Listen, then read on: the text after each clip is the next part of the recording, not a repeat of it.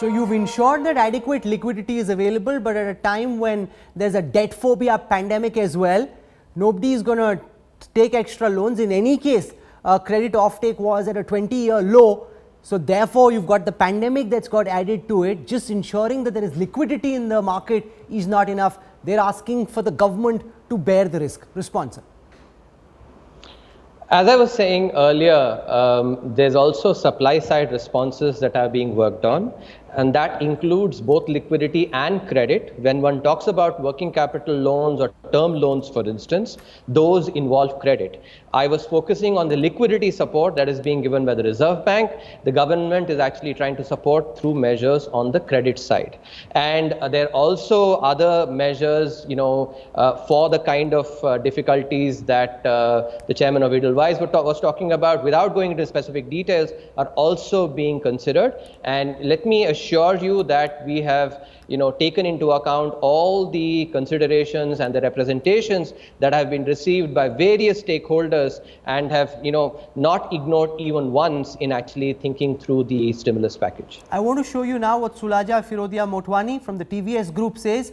This is about zoning, and remember, as is very clear to all viewers, the virus economic supply chains don't recognize red zones, green zones and orange zones. So let's listen to Ms. Motwani, and then we'll get a response from the Chief Economic Advisor.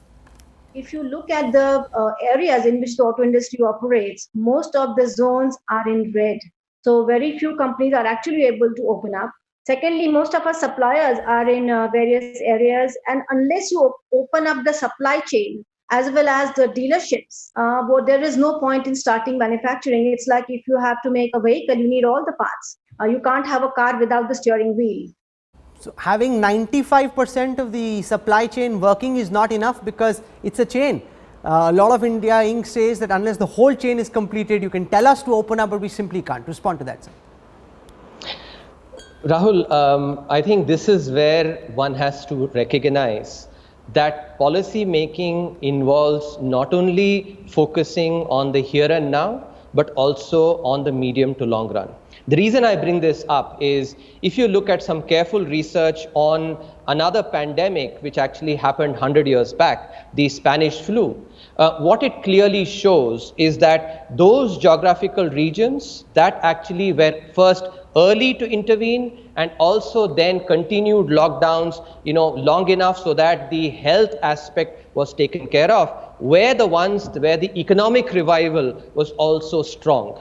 The reason I bring this up is because in the short run, what is being said is absolutely correct, that there is a trade-off between flattening the health pandemic and the economic impact of that, but that is in the short run. In the long run, when you look at it,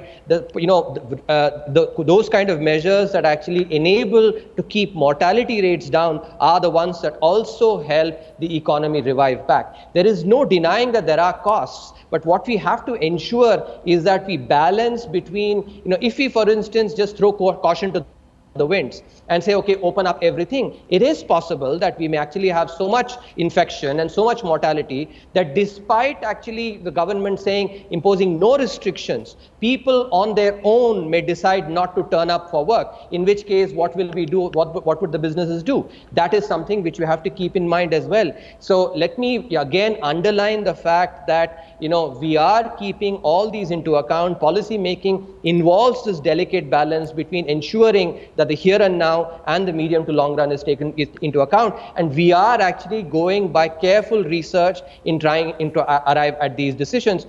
Remember that this is a period of enormous uncertainty, and whatever we can latch on in terms of very careful research is something that we are utilizing.